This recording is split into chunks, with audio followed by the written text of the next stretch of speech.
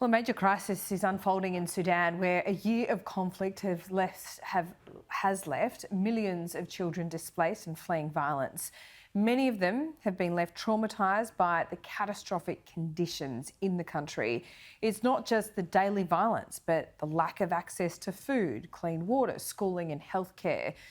Wish I had some more good news for you today, but let's talk about this anyway. I'm joined by Vision CEO Daniel Wordsworth. Daniel, great to see you as always. It's described as the worst place in the world for children to live. There's a couple of competing interests at the moment right now on that front.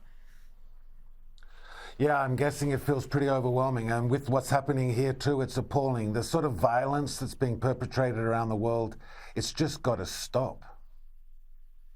It certainly does, but let's focus on Sudan, because it strikes me that, you know, we probably haven't given enough attention to what's been going on there, but this war has been raging for quite some time. But you're now on here today saying it's reached another juncture, not a good one. Why is that? Yeah.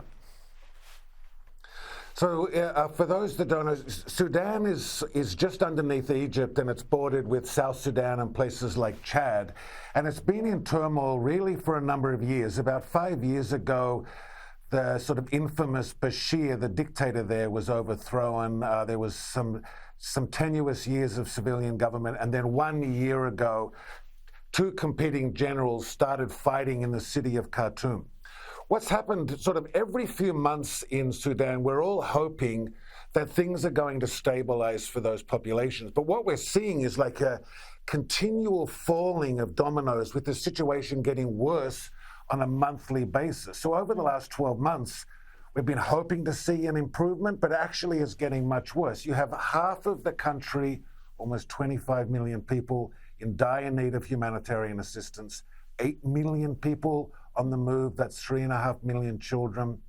And now they're moving into countries like South Sudan for safety.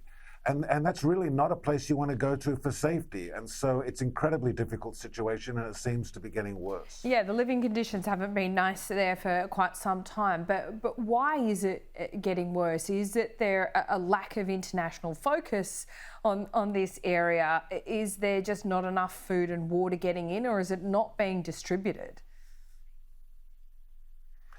It's all of those things, actually.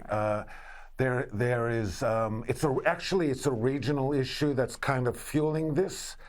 You then have a lack of response by the international community, because we're very focused on things like Gaza and Ukraine and other parts of the world.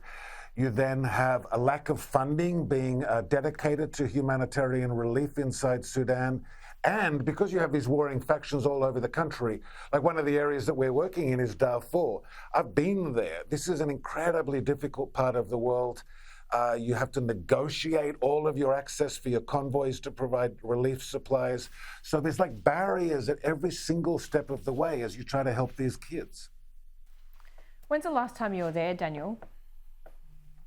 It was a number of years ago. It was before the overthrow of Basheer. It was really during the Darfur period. So I haven't been there over the last few years, but I'm hearing from our teams.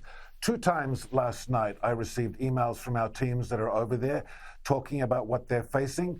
The first one was like the facts of the matter, but then the team had been in meetings with kids during the day, and they're writing to me about what that experience is like with these children. I mean, we talk about having a lack of basic need, but what you're talking about are kids going hungry, kids being sick, families in despair. It's really hard on the humanitarian aid workers that are trying in that environment to look after them. Yeah, so what are your teams on the ground telling you overnight? How are they making a difference, and how can we support World Vision?